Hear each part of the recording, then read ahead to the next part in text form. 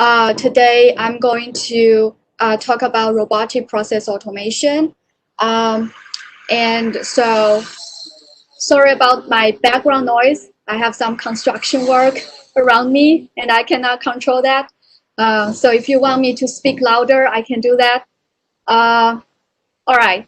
So today we are going to spend like half of the time for lecturing and also student presentation. The other half of the class will be practicing how to use the software UiPath. And I hope that everyone has the software installed. If you have any trouble, please contact me. Maybe I can help you troubleshoot during the break. Okay. All right. So for my part, I will first introduce RPA, and then I will talk a little bit about how RPA is used in accounting and auditing. So please feel free to interrupt me, and we can have some discussion. And also, for your information, in my presentation, I will ask some polling questions. So you need to have your Webbox. Remember the app that we downloaded earlier? So we need that app. So please get everything ready, and I will let you know when the questions are open. Okay. So, yes. Would you be so kind to just briefly walk us through the app that we need to get it open? I know we did it last time. I have a new computer, but... Yeah. So it's called Vevox, V-E-V-O-X. Let me type in the chat. Sorry.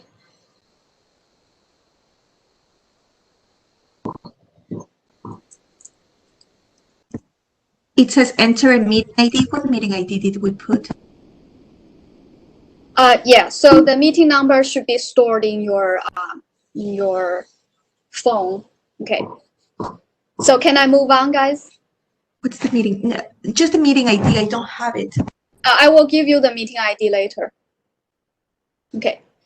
So robotic process automation is basically a very hot term recently. So like when you look at this name, you may think of, okay, they may be some robots, right? But actually, RPA is just a software that we can install on our laptop that can automate repetitive and rule-based tasks. So it's a software that we can utilize to automate things. So what's special about this software? I will talk about these features like in detail later, but basically RPA can mimic some human actions like log into applications, move folders, copy and paste data, fill in forms. So the way RPA works, it can be very similar to how humans interact with the software. So imagine how you open a web browser, right? And then type in your Google search. You can configure RPA software in a way that it just replicates whatever you do when you open the browser and put in information. So that's one feature of RPA, and there are many other features, and I will talk about those. So here, the takeaway is that, okay, RPA is a software that we can use it to automate things, and it can mimic human behaviors. So here, I want to talk about why this technology emerges. Why don't we just use, like Python, Java, the existing programming languages to automate things? So here, it comes to the history that so in the first lecture, I remember that I talked a little bit about ERP system, right? So ERP system stands for Enterprise Resource Planning. So ERP system is basically a large-scale enterprise system that most of the firms are using right now. So it's a big system. So although ERP system can automate some tasks like it puts everything in the database, or it can automate data access. Those procedures, there are still many tasks that remain manual, and people call them the swivel chair processes. So imagine you are accountant or back office staff. Basically, what you do is that you log into whatever system, and then you download data from like different applications, right? Imagine you are accountant. Usually, you need to go to your email, right, and download a couple of PDFs like invoices, and then you need to extract information from the invoices, such as the vendor name, the purchase amount, the value of the products, and then you input those information to other systems like accounting software. So it's like you just sit on your table and move information from one place to another. And that's what we call swivel chair tasks. So these tasks still remain manual. And there is no good way to automate these procedures. So people think, okay, let's just mimic human behavior and automate the task in a way that humans perform these tasks. So that's why RPA emerges. So that's the idea of RPA, right? It's used to automate these swivel chair, like low value added tasks. So this is a figure from a paper that describes this kind of procedure. I will show you some videos later so that you can get a better understanding of this type of swivel chair tasks. And another feature of RPA is that unlike the large-scale enterprise systems, RPA, as I said, it can mimic human behavior that interacts with applications. That said, RPA interacts with the user interface of the application, and people call it lightweight IT. So, like to put it simply, like other enterprise systems, they need to go deep into some database, but RPA just go to the surface. So it's a very easy way for people to automate things. So RPA is considered as lightweight, and people, it's very easy for people to use. So that's another feature of RPA.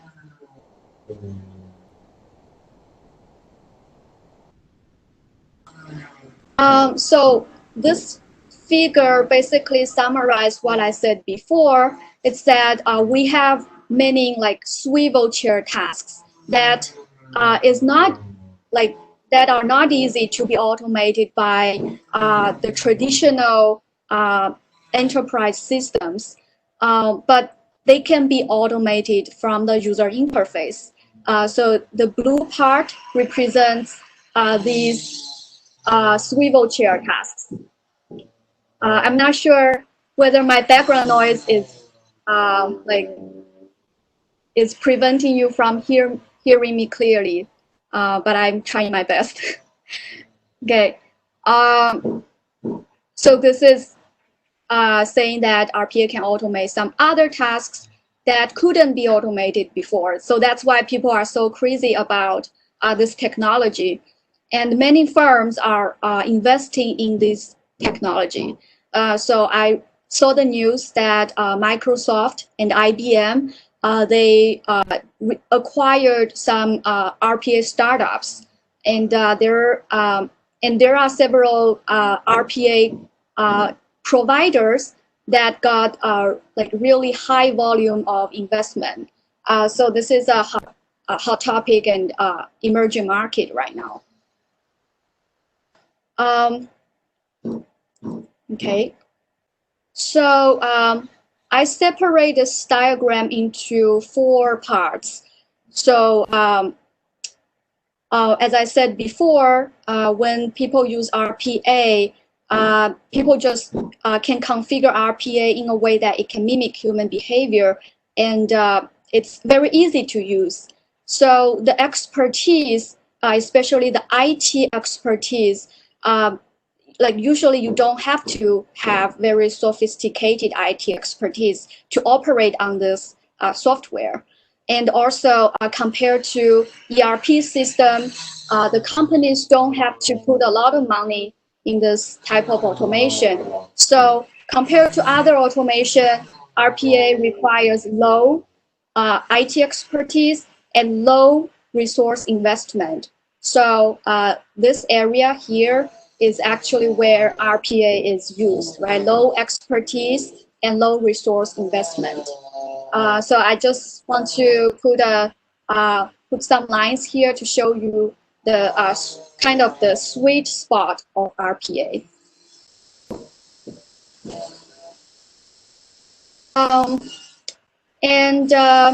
So I will skip this part and I will show you this video first so that you can have a better understanding of how RPA works. And I will go back to some of the slides.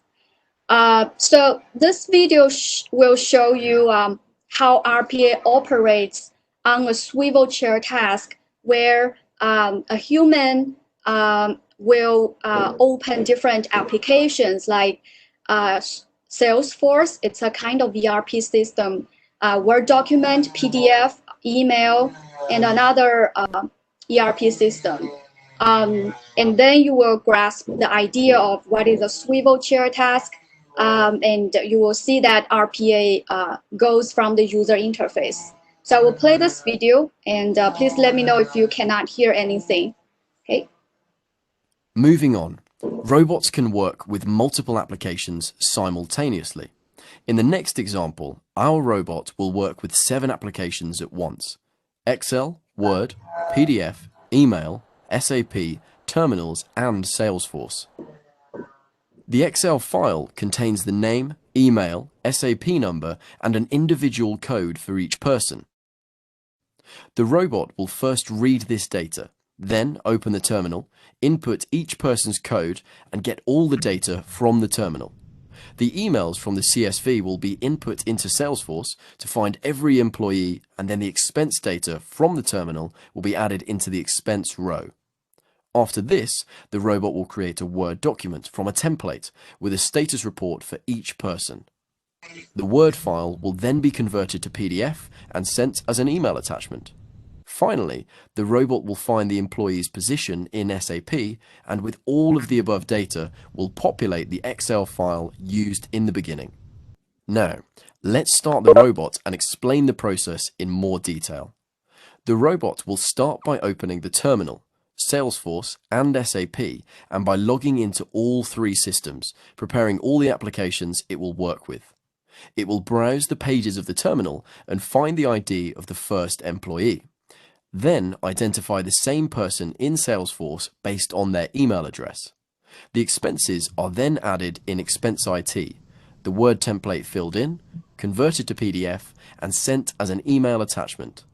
The robot then finds the position of the person in SAP, then moves on to the second person, looking for the ID in the terminal. After collecting the data, the robot sees that Salesforce does not display an account for Joan, so it creates one. After doing this, it fills the expenses on Joan's account, creates the Word document, converts it to PDF, and sends it as an email attachment. Then the robot moves on to the third person, and so on. Fast forwarding, we can see that all the data is completed in the Excel file for each person, and the emails for each person are sent with a PDF attachment.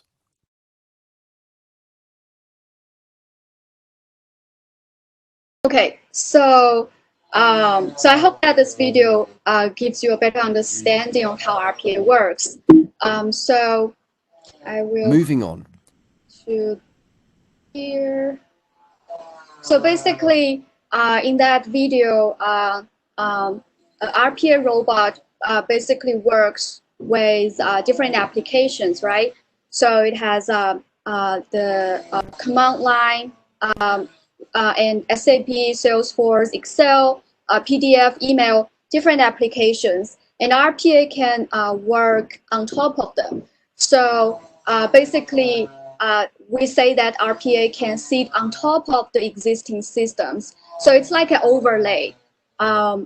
And so I put a diagram here. So you can think of these yellow boxes as your individual applications, right? Such as your email, your SAP, your PDF, Excel, and RPA can just like sit on top of them and execute different activities in those applications.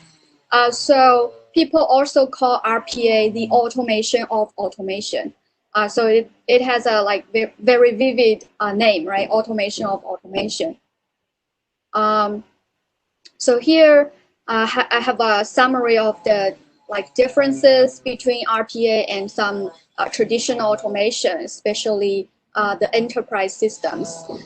So as you already saw in the video, RPA automates things by utilizing the existing systems, right? It utilizes your applications on your computer, right? If you have Excel installed, you have email installed, RPA just act on top of them. But in contrast, the traditional automation, such as the ERP system, that requires you to create a new system from scratch. So it's different in this aspect. And also, as I mentioned, RPA automate things, can automate things from the user interface. But I will mention later that RPA can also do other things, not just from the user interface, but this is a feature. And in contrast, traditional automation cannot do that. And also, as I will show you later, you will feel that, oh, RPA is very easy to implement. So it's very user-friendly and doesn't require high-level IT skill. In contrast, for traditional automation, you need to have very specialized IT expertise. So it's different, also different from this aspect. And besides that, RPA requires like shorter development time. For example, if you want to automate something, it's usually like it will take shorter time compared to if you use other automation like traditional ones. And so this top-down, bottom-up, I will just leave it there. But basically, it says that for RPA automation, basically it's the end users, like accountants or auditors. They identify the tasks that can be automated, and then they talk to IT people and they develop the bot together. Whereas for traditional automation, it's usually initiated by the IT department. So that's why I called the traditional automation a top-down approach, and for RPA it's like a bottom-up approach. However, RPA is not cannot solve everything. It has advantages and disadvantages. So the main disadvantage of RPA is that it's very prone to changes and mistakes, and you need to constantly maintain it. And that's because, as I said, RPA operates from the user interface, right? So if you have any changes on your user interface, like, okay, this button used to be here and now it's somewhere else, then the RPA bot may not work. So RPA is very prone to these changes. However, for traditional automation, it's relatively stable and can last for a long time. So there are pros and cons. And I think that we have a group that will present some challenges of RPA. So I will leave some of the discussions to later when we have the presentation. So here the false statement should be the second one. As I said before, compared to the traditional automation, RPA doesn't require high-level IT skill, and it's very user-friendly. So A is correct, and here you don't choose it because we are talking about false statement. And I will talk about C.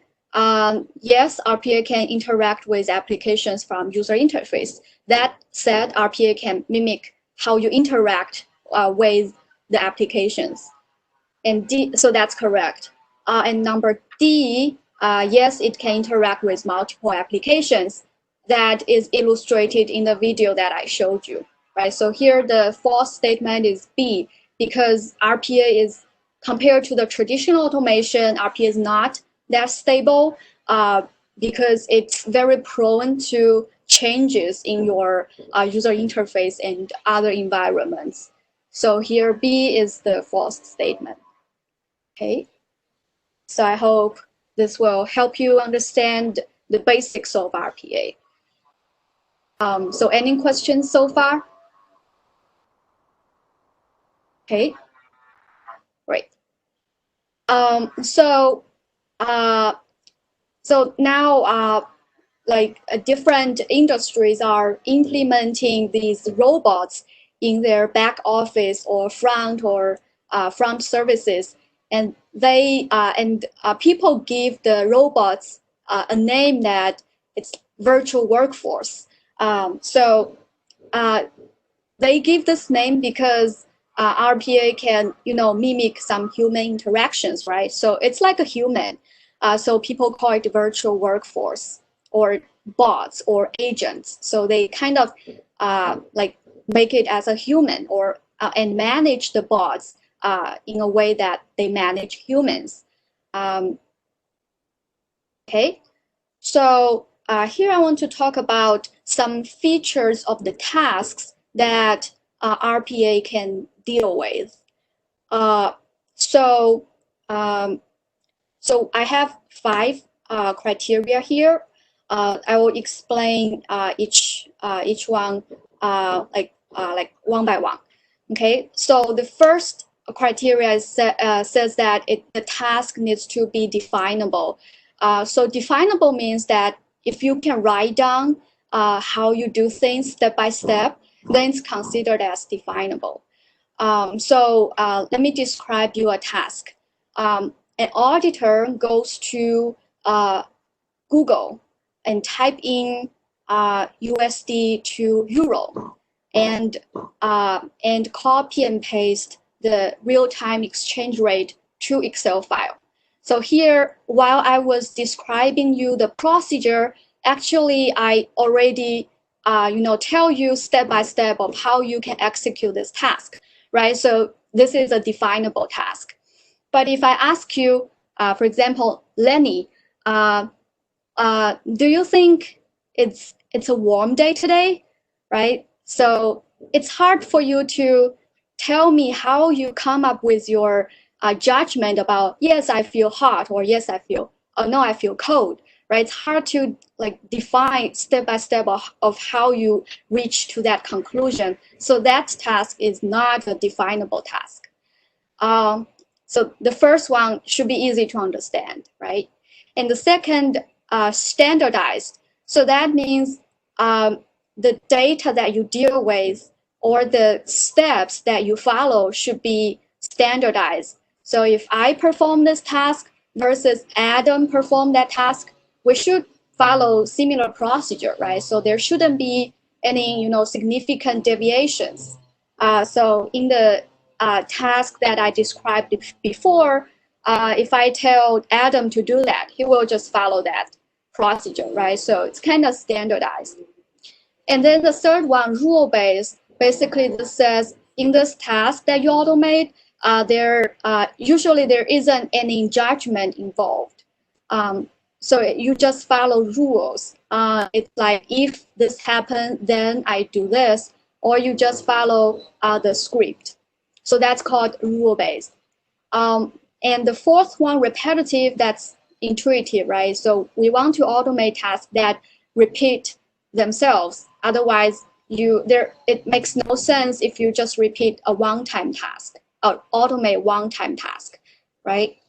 And the last criteria is that the task needs to have machine-readable inputs.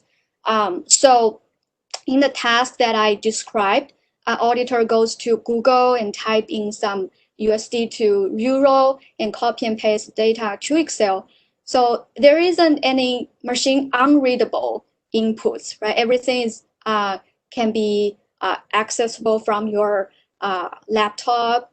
So one example of the not machine readable inputs is papers, right? So you cannot automate some paper, physical paper work.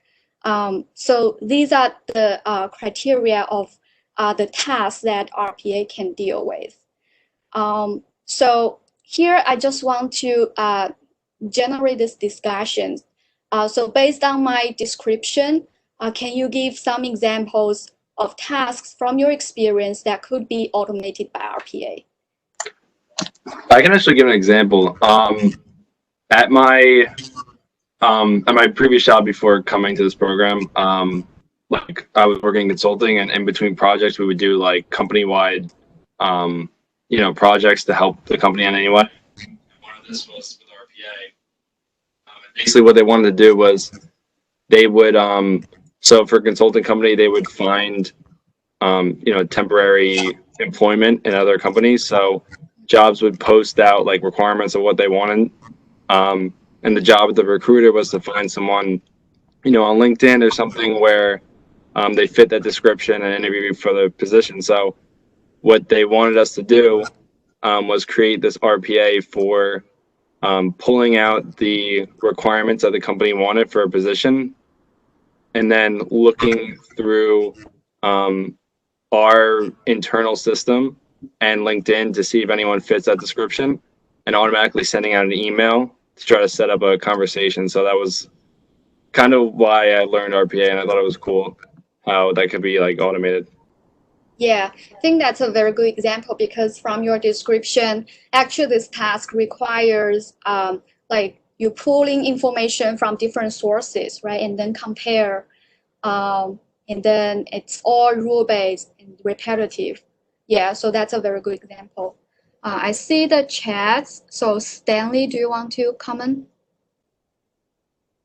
So what you're saying is if the PDF is a scanned copy of something, it wouldn't be able to pull it out. If it's not, the text is off center, it's like an image scan. Yeah, that's a good question. So here it comes to the concept that you need to convert non-machine readable inputs to machine readable, right? So now like some companies still require paper-based invoices. So in that case, you can basically convert it to a PDF like by scanning, and then use some like technologies to extract those information from the PDF. But now I don't know about the technology now, but I tried it before. It really depends on the quality of your scanning, because sometimes you can scan in a very clear way. In that case, the OCR can work really well to extract information. But if your PDF has low quality, that's not very reliable. So we will go to the discussion about the challenges. I think that's actually one challenge of you automating things. You need to make sure that the data quality is good enough for you to automate things. Nelly? Yes, there was a process in the mortgage industry where we did reconcile every morning. We would go into each bank, download the activity of the warehouse accounting or the warehouse bank of that morning, and then save it on a CSV, convert it to Excel data delimited file, and then download the accounting information and reconcile it. Yeah. So that would be an example of a task. Right. Yes. So as long as your task satisfies those criteria I mentioned, it's a good candidate for RPA.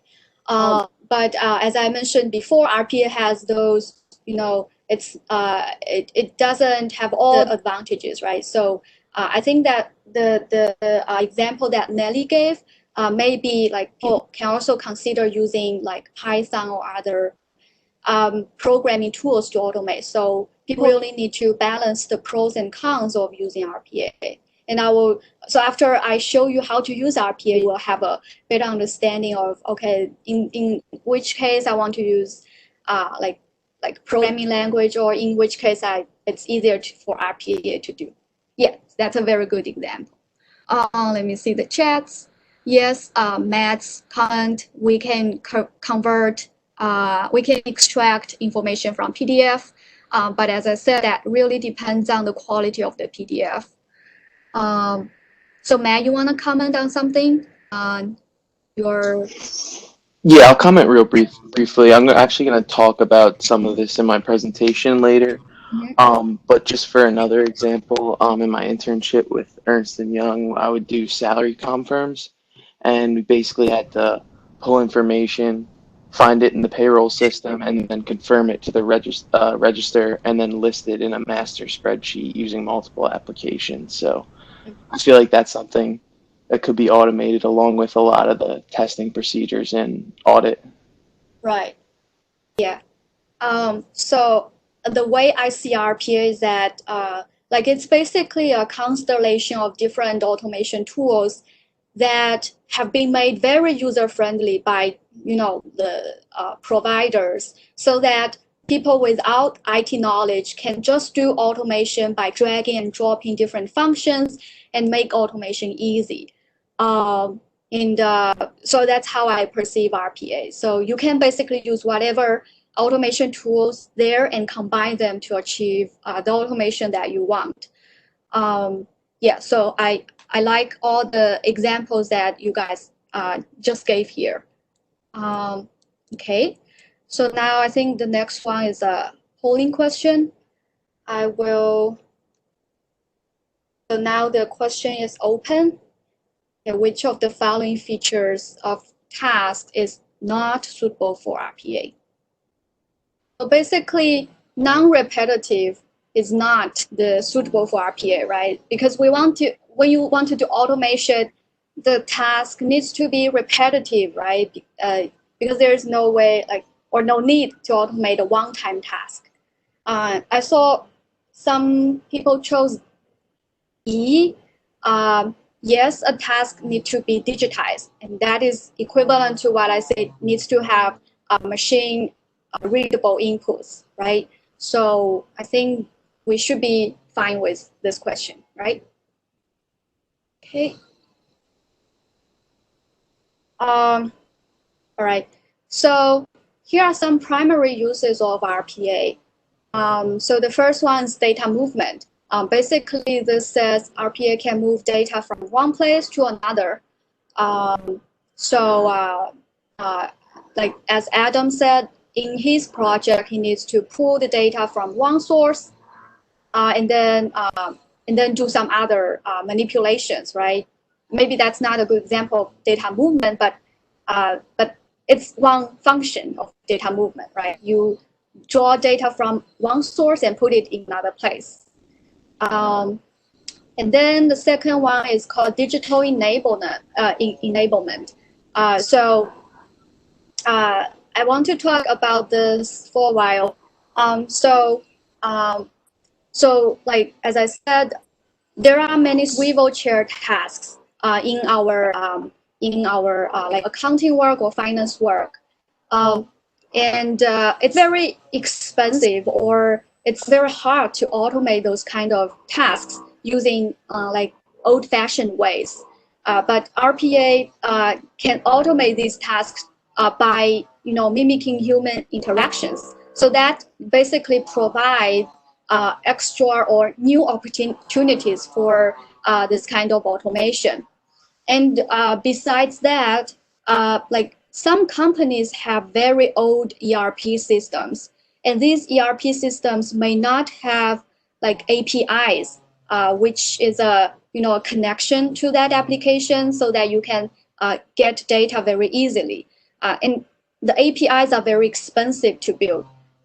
So some firms have these issues of like the systems getting old and there's no way to automate things like in tasks that require interaction with those systems. But using RPA can solve these problems in a short term. So that's called digital enablement. And of course, RPA can achieve data processing, like you do reconciliation, you compare data from one source to another and do some basic like calculations. So these are the basic like primary uses of RPA. I see some chats here. Those be very helpful in getting some of the data. Yeah, that's a very good good comment. Yeah. Actually, for the COVID, I know that some hospitals are or other agencies, they are considering using or are already using RPA to automate like some of the data entries to facilitate like some procedures. So that's a very good comment. So where has RPA been used by business functions? This is a like survey conducted by Deloitte 2 years ago. I haven't found an updated version of this survey, but I believe that it's still similar. I mean, in terms of percentage. So basically, it says that for clients that Deloitte consulted with, more than half of the use cases of RPA are in accounting and finance function. And that's not a surprise because we know that accountants or auditors or finance people, they do a lot of this swivel chair tasks, right? So it's a very good application of RPA in those domains. And we see some use cases in operational. It's like, for example, in retail, people need to, let's think about, let me give an example of operational. I don't have a good example, but I'm thinking that, let's say for a credit card company, like maybe like when the date, like some staff can automate the procedure of like getting the client's data and send it to another department and get the feedback from another source and compare. But there are, yeah, I think if you guys are interested, you can search for some examples. And of course, tax is a very good application for RPA because there are a lot of mundane tasks there. So here I have some detailed examples of how RPA can be used in different areas. For financial operation, we know that yes, we can use it in accounting, and especially we can use it for data entry jobs, invoice processing. I have a video to show you how RPA can deal with invoices. And of course, some calculations like for tax or other things. Let's see, for human resources, basically you can also automate like calculating things based on the data in timesheets or other related tasks. And of course, in procurement, you can automate things in requisition, approvals, reorders, invoicing. So like we have different applications here, but as I said, as long as some tasks meet the criteria of the task to be definable, standardized, rule-based, repetitive, and have machine-readable inputs, then this task could be automated by RPA. So it doesn't really matter where this task sits in which department, but this gives you an idea of how, like, where RPA could be used. So I want to talk about RPA in accounting specifically. So there are so many accounting tasks, but basically people list some of the like main areas where RPA can be applied, and these are accounts payable, receivable, reporting, budgeting, expense management, compliance work, tax, treasury management, and payroll. But as I said before, as long as you can identify those RPA candidates, you can automate, right? It doesn't matter which where the task sits. But accounts payable or receivable are like people often talk about these tasks. So here I want to show you a very typical accounts payable procedure. This task so the task here requires the accountant read the invoice and then cut a check to the vendor. So basically the procedure is like this.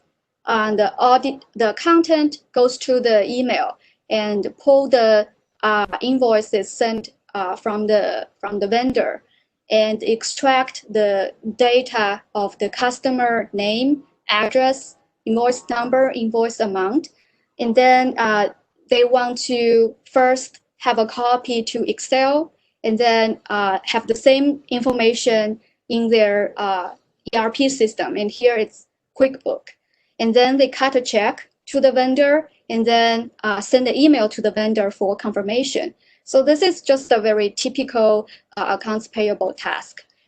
So we can basically use RPA to automate this procedure by just mimicking how humans perform this task. And this is a very typical RPA task, right? Because you can see that it requires interaction between different applications, and it doesn't really require your human judgment. You just follow rules.